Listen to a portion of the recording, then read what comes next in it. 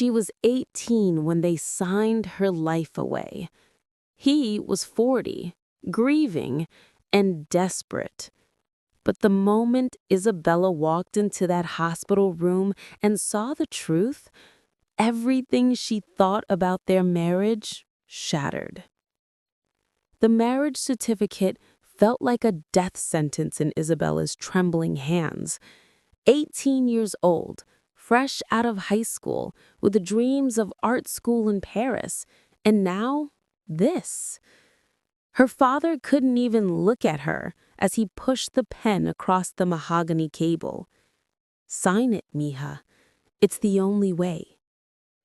Across from her sat Dominic Ashford, 40 years old, silver threading through his dark hair, eyes that had seen too much.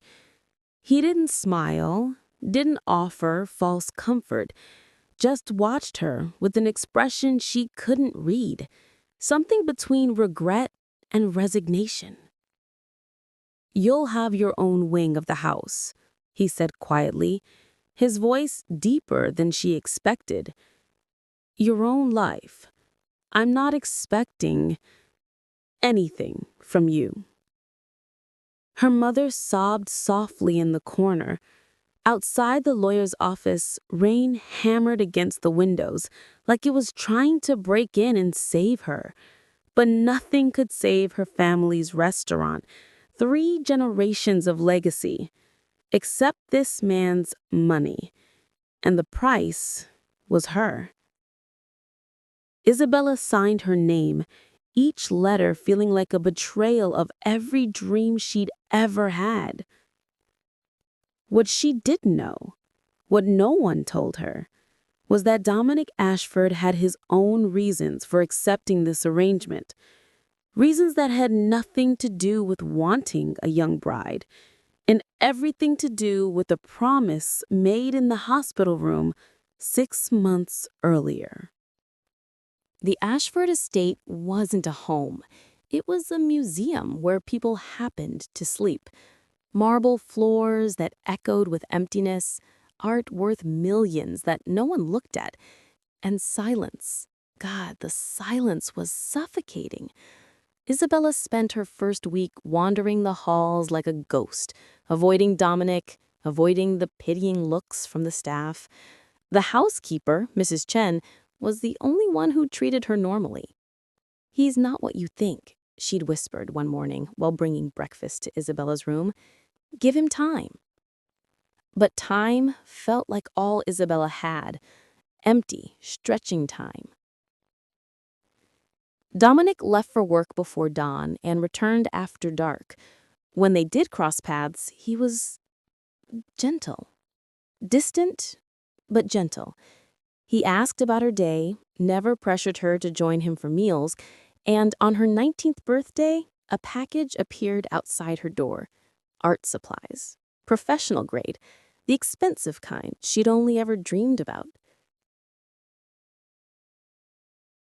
No card, no explanation. "How did he know I paint?" she asked Mrs. Chen. The older woman's smile was sad.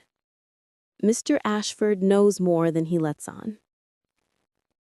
If you can't stand people who make decisions for others without asking what they actually want, let me know in the comments. Type, "She deserved a choice." Because what Isabella was about to discover made everything so much more complicated. 3 months into the marriage, Isabella awoke to find Dominic standing in the doorway of her art studio, the former ballroom he'd had converted without asking her.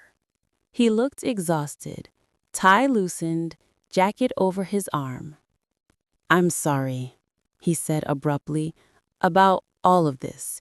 You deserved better than a business transaction."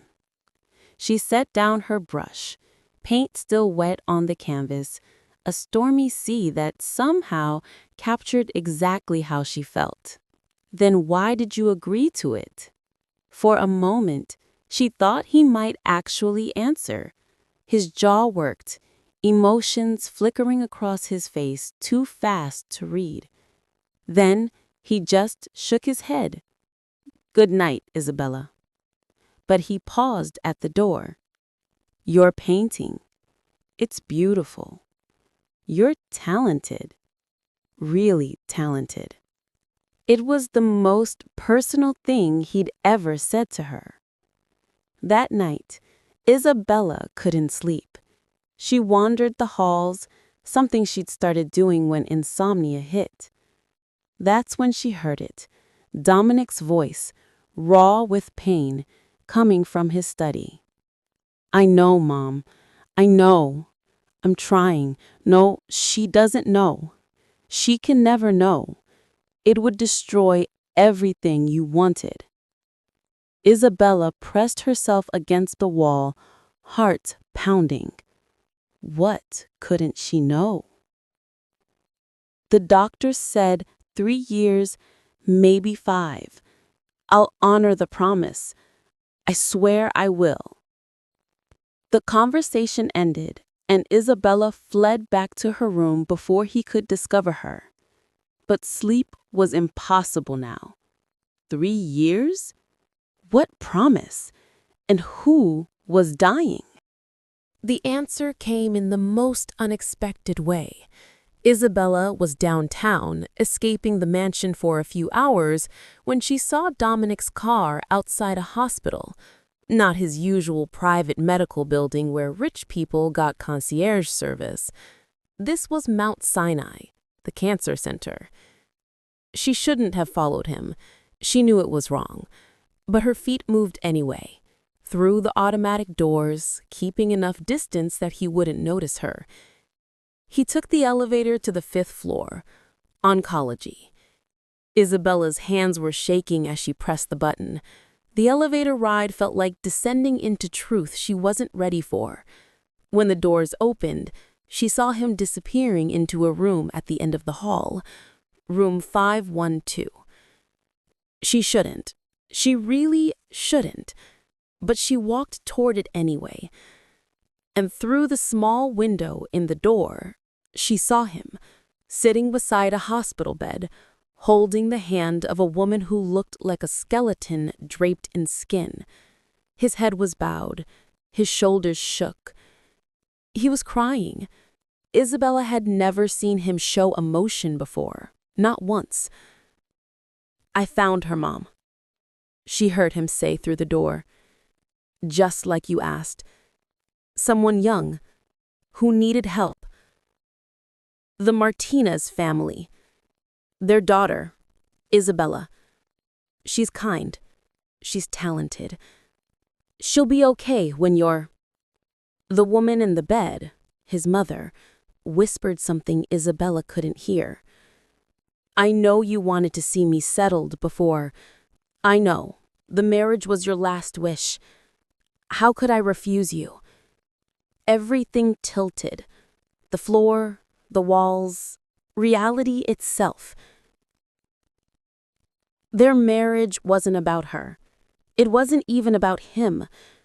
It was about a dying woman's desperate wish to see her son married before she left this world. Isabella ran. She didn't go home. Couldn't face those empty halls, that beautiful prison, knowing that she was just a checkbox on a dying woman's bucket list. She ended up in her old neighborhood, at the restaurant her family had almost lost.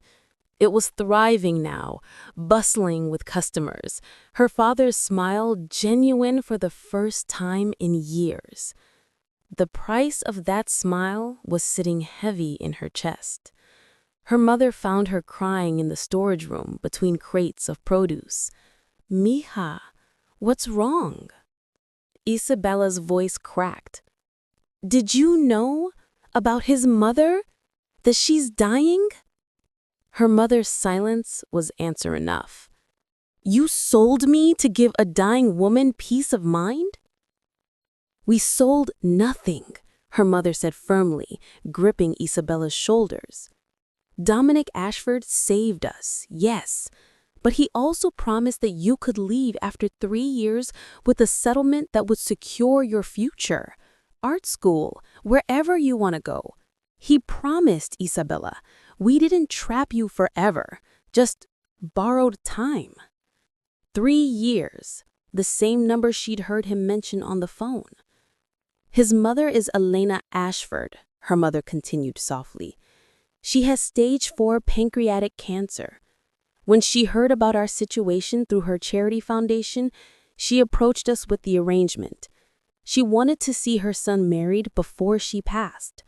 Dominic agreed to honor her wish, and in return, your father's debt would be cleared, and you'd have your freedom when the 3 years were up. Isabella felt like she was drowning. So I'm what? A hired wife? A 3-year employee playing pretend for a dying woman? You're a blessing. To her. To us. Maybe even to him, though he'd never admit it.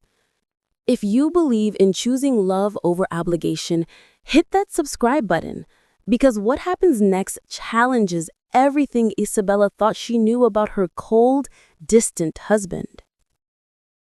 Isabella returned to the mansion late that night. The lights were on in Dominic's study. She stood outside the door for a long moment before knocking. "Come in." He looked up from his laptop, surprise flickering across his face. "Isabella, I thought you were staying at your parents' tonight." "I saw you today, at the hospital." The color drained from his face. "I know about your mother, about the arrangement, about the 3 years." She sat down across from him, suddenly exhausted. "You should have told me." "Would it have made it easier?" His voice was rough. "Knowing you were a dying woman's last wish." "It would have made you less of a monster," she said quietly. "I thought you were some predator who bought an 18-year-old bride, but you're just a son trying to give his mother peace." Dominic stood abruptly, walking to the window overlooking the dark grounds. "I am a monster, Isabella. I took away your choice, your freedom, your youth. No good intention justifies that. You also saved my family. That doesn't make us even." For the first time, Isabella really looked at him, saw the exhaustion carved into his face, the guilt he carried, the loneliness that matched her own. He wasn't a villain. He was just broken and trying to do right by everyone except himself. "How long does she have?" Isabella asked. "Weeks, maybe a month." "Does she ask about me?" He turned, surprise in his eyes. "Every time I visit, she wants to meet me. I told her you were busy with your art, that you were happy. I didn't want her to know that I made you miserable." Isabella stood. "Take me to meet her. Tomorrow." "Isabella, she's your mother. She wanted you married to someone kind, right? Let me be kind. Let me give her that peace. At least, it's the least I can do for what she's given my family." Something shifted in Dominic's expression. Gratitude, maybe, or hope. "You don't have to." "I know. I want to." Elena Ashford was tiny in the hospital bed, but her spirit fill the room. Her eyes, the same deep brown as Dominic's, lit up when Isabella entered. "You're even more beautiful than the photos," Eleanor whispered, her voice weak but warm. "Come, sit. Let me see you properly." Isabella took the chair Dominic offered, acutely aware of his presence behind her. Eleanor reached out with a trembling hand, and Isabella took it gently. "Thank you," Eleanor said, "for giving an old woman peace. I know this wasn't what you wanted." Isabella's throat tightened. "Life rarely is." Eleanor laughed, a sound like breaking glass. "Wise beyond your years. Dominic, you chose well." "Mom," Dominic's voice held a warning, but Eleanor ignored him. "I'm dying, darling. I can say what I want." She turned back to Isabella. "My son is stubborn and thinks he has to save the world alone. But he has a good heart. He just forgot how to show it after his father died." "Mom, please." "Hush. I'm matchmaking from my deathbed. It's my right." Eleanor squeezed Isabella's hand. "He won't let himself be happy. Thinks he doesn't deserve it. But maybe you can remind him that life is meant to be lived, not just endured." Isabella felt Dominic tense behind her, but when she glanced back, his expression was unguarded for once, vulnerable and raw, and absolutely terrified of losing his mother. Something cracked open in Isabella's chest. This wasn't about her. This wasn't even about their arrangement. This was about a son trying to hold on to his mother for one more day, and the mother trying to ensure her son wouldn't be alone. "I heard myself say, 'I'll take care of him. I promise.'" Eleanor's smile was radiant. "I know you will, darling. I know." Eleanor Ashford passed away 3 weeks later on a Tuesday morning while Dominic held her hand. Isabella was there too, had been there every day since that first visit. She'd read to Eleanor poetry, novels, even passages from art history books that made the older woman smile. "You're good for him," Eleanor had whispered the day before she died. "He doesn't see it yet, but you are." The funeral was massive. Business associates, charity board members, society figures who'd never actually known Eleanor but showed up because it was expected. Isabella stood beside Dominic through all of it, a steady presence as he mechanically shook hands and accepted condolences. But it was after, when everyone had left and they were alone in the mansion that felt even emptier than before, that Dominic finally broke. "I promised her I'd be happy," he said, voice cracking as he stood in his mother's sitting room surrounded by her things. "I promised you'd be happy. How do I make that? How do I make any of this right?" Isabella didn't think. She just walked over and wrapped her arms around him. He froze, then shattered. Grief poured out in wrenching sobs. 22 years of loss. His father's death when he was 18, now his mother, finally breaking through.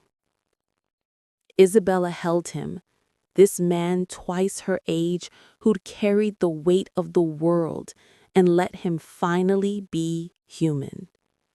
When the storm passed, he pulled back, embarrassed. "I'm sorry. I shouldn't have." "Stop apologizing for being human," Isabella said firmly. "Your mother was right. You think you have to carry everything alone, but you don't." He looked at her with wonder, like he was seeing her for the first time. "You're 19 years old. You shouldn't be comforting your 40-year-old husband through grief. And you shouldn't be grieving alone." Isabella stepped back, suddenly aware of the intimacy of the moment. "I meant what I told your mother. I'll take care of you, for however long this arrangement lasts." 18 months, Dominic said quietly. "You have 18 months left. Then you're free to leave with enough money to pursue any dream you want." Why did that timeline suddenly feel like a countdown to something she was losing instead of freedom she was gaining? Comment love over contract if you believe real connection matters more than arrangements, because what happens in the next 18 months changes everything. Something shifted after Elena's death. Dominic stopped avoiding Isabella. They started having dinner together, not because the arrangement required it, but because neither wanted to eat alone. He asked about her paintings, actually looked at them, offered thoughtful observations that showed he was really seeing her work. Isabella learned that Dominic played piano beautifully, but only late at night when he thought no one could hear. She started leaving her studio door open during those times, painting to the sound of Chopin and Debussy drifting through the halls. 6 months after the funeral, on a rare evening when they were both home, Dominic knocked on her studio door. "There's an art gallery opening downtown, new contemporary artists. Would you want to go with me?" It wasn't a date, couldn't be a date, but Isabella's heart jumped anyway. "I'd like that." The gallery was in a converted warehouse, all exposed brick and modern installations. Isabella lost herself in the artwork, discussing technique and vision with other visitors. When she turned around, Dominic was watching her with an expression that made her breath catch. "What?" she asked. "You're brilliant," he said simply. "When you talk about art, you light up. It's beautiful." Her cheeks flushed. "Dominic, I mean it. You should be showing your work here. You're talented enough." "I'm not ready." "You're terrified," he corrected gently. "There's a difference, but I understand. Growth happens when you're ready for it, not when others think you should be." They were standing close now, closer than they'd ever stood before. She could smell his cologne, see the flecks of gold in his brown eyes. The gallery faded away, just for a moment, and there was only him. Only them. Dominic stepped back first, clearing his throat. "We should go. It's late." The ride home was quiet, but it wasn't the cold silence of before. It was charged, electric, full of words neither of them knew how to say. The remaining months moved faster than Isabella expected. She submitted her portfolio to galleries. Dominic had encouraged her without pushing. One accepted. Her first show was scheduled for 3 weeks after their 3-year anniversary. The anniversary that meant her freedom. Isabella should have been excited, should have been planning her exit, her new life. Instead, she found herself dreading the dates circled on her calendar. Because somewhere along the way, this arrangement had become real. The husband, who was supposed to be a stranger, had become her best friend. The man she resented had become the person she most wanted to see at the end of every day. And from the way Dominic looked at her sometimes, when he thought she wasn't watching, she wasn't alone in feeling it. But neither of them said anything. The contract sat between them like a wall they'd both agreed not to scale. until the night before their anniversary, when Isabella found Dominic in his study with divorce papers spread across his desk. "You're signing them early," she said from the doorway, hating how her voice shook. He looked up, guilt flashing across his face. "I wanted everything ready, so you could leave without complications, start your new life cleanly." How considerate. She couldn't keep the bitterness out. "Isabella, do you want me to leave?" The question burst out before she could stop it. "Be honest. Is this just fulfilling the contract, or do you actually want me gone?" Dominic stood, and for the first time in 3 years, he looked angry. What kind of question is that? An honest one. For 3 years, we've danced around this. We've become friends. We've become something. But you won't talk about it, won't acknowledge it. And now you're just signing me away? "I'm setting you free." His voice rose to match hers. "You're 21 years old, Isabella. You have your whole life ahead of you. I'm not going to trap you in a marriage you never wanted." "What if I want to be trapped?" The words hung in the air between them. "Don't say that." "Why not? Because it's inconvenient? Because it doesn't fit the narrative you've built where you're the villain who has to let me go? Because you deserve better than a man 22 years older who bought you like—" "Stop." Isabella crossed the room, fury and love and frustration pouring out. "Stop punishing yourself. Stop deciding what I deserve. I'm not 18 anymore. I know my own mind, and I'm telling you that I don't want the divorce." "You don't know what you're saying." "I love you, you idiot." The confession exploded out. "I've loved you for months, maybe longer. I love how you play piano at midnight. I love how you remember every detail about my paintings. I love how you pretend to be this cold businessman, but you cry at sentimental movies when you think I'm asleep. I love you, Dominic. Not the arrangement, not the money. You."